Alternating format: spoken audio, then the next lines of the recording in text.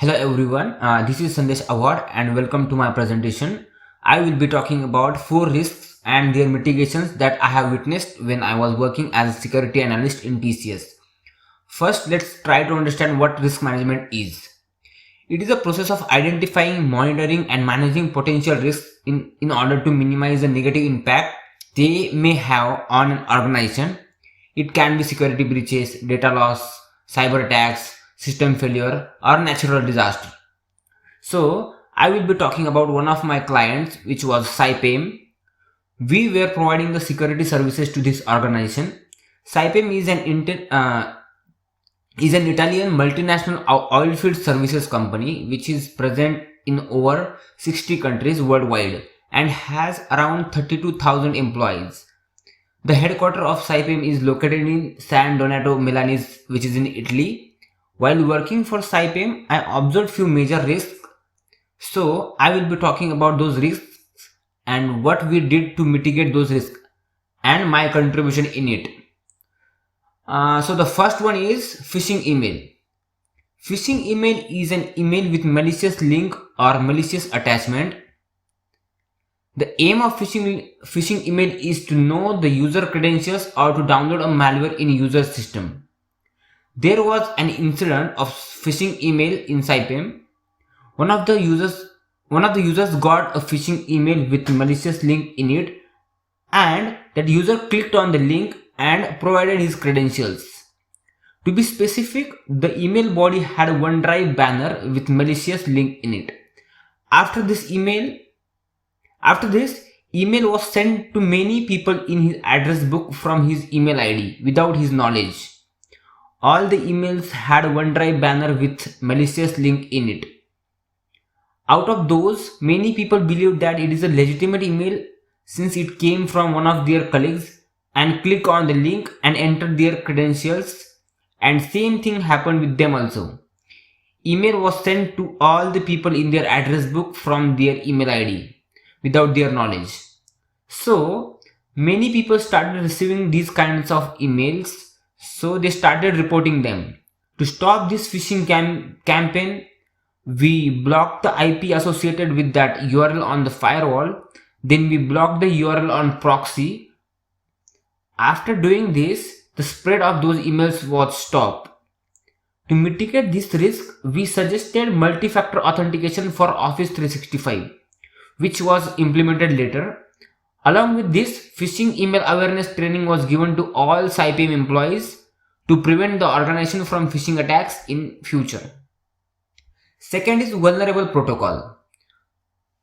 We all know that WannaCry ransomware, which was in the wild in 2017, used vulnerable SMB version 1 protocol to exploit the systems.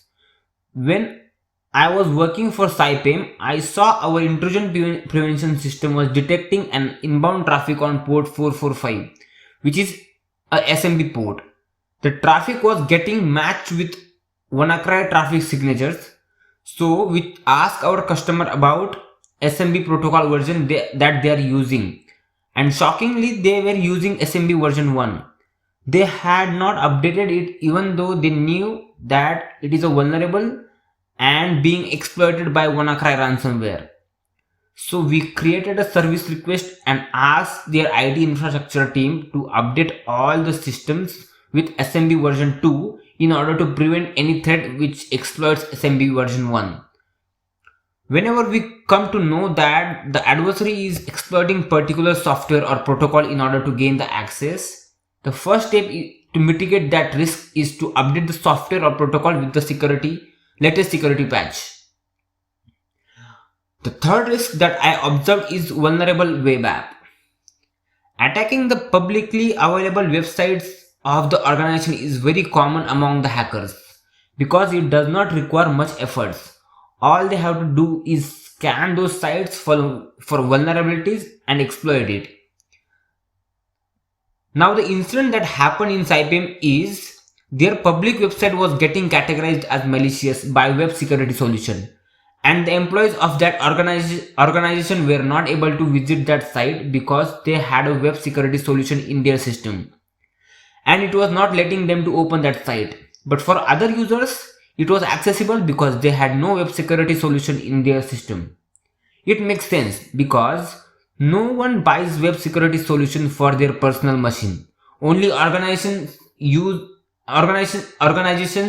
this to prevent their employees from visiting the malicious sites. The web security solution was categorizing this site as a cryptojacking site. So they reported this incident to us, and fortunately I was in the shift, so I got a chance to handle this incident. So I started doing some research on that website. When I opened the developers option of that website, in resources section, I found that when the user visits that website, he was getting redirected to some unknown website. So I checked the reputation of that website on VirusTotal and found that it is a cryptojacking site. This was happening because there was a JavaScript file added in the source code of the website. The only possibility of that JavaScript file coming into the website's source code is that the attacker had access to edit the source code of the website, and that is possible with some shell code uploaded on the web server, and it can be done by exploiting the file upload vulnerability. With this vulnerability, attacker can upload the shell code on the web server and can take control of the web server. I started exploring the whole website and found that there was a career page where there was an option to upload the resume. So I suggested them to do a pen testing on that particular functionality, and I told them to check if there is any file upload vulnerability present in it. After the pen testing, it was found that the site has file upload vulnerability. So I recommended them to either patch the vulnerability or remove the resume upload option and come up with the different solution. Meanwhile, forensic team started their investigation on that web server, and they found many PHP shells uploaded on the server. So they removed all those shells from the web server. They patched that file upload vulnerability, and the site was up and the site was up again for all the users.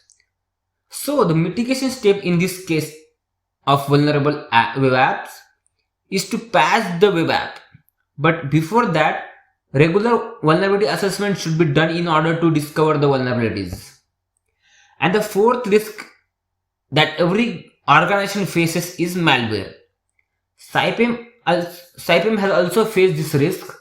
They were under cyber attack in 2018. The malware that was used in this attack was Shamoon 3. Saipem's IT infrastructure was handled by another organization. An account of one of their employees got compromised. An attacker was able to use that account to drop the malware into the network.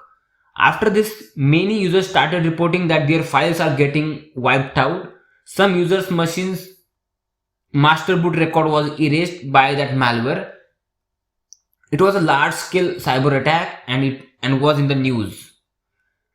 To mitigate this attack in initial stage, Saipem took their network down for few days. Meanwhile, McAfee released extra DAT to fight this malware, and we started pushing that extra DAT on all the systems, which helped in controlling the spread of the malware.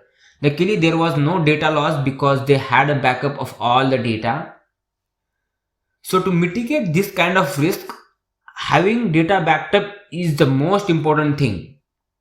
Also, keeping your antivirus solution up to date is also necessary. Having endpoint detection and response tool in place will also help mitigating this risk. These are the 4 risks that I have witnessed while working for Saipem. Thank you so much for listening to my presentation.